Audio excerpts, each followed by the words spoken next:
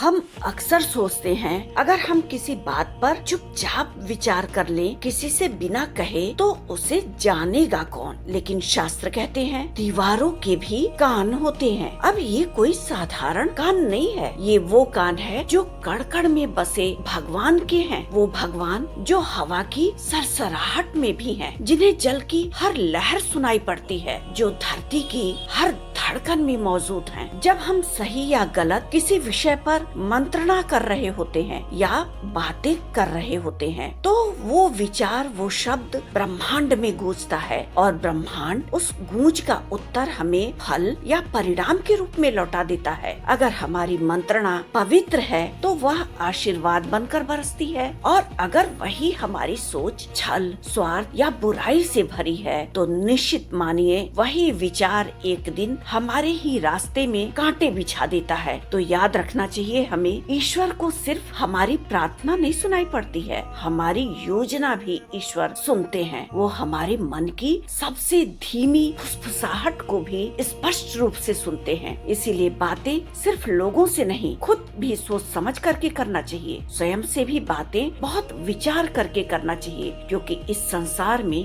कोई भी मंत्रणा ऐसी नहीं है जो ईश्वर से, ब्रह्मांड से गुप्त रह सके। भगवान हमारे हर चर्चा के साक्षी होते हैं, क्योंकि दीवारों के भी कान होते हैं। उन दीवारों के रूप में कण कण में बसे भगवान सब सुनते हैं।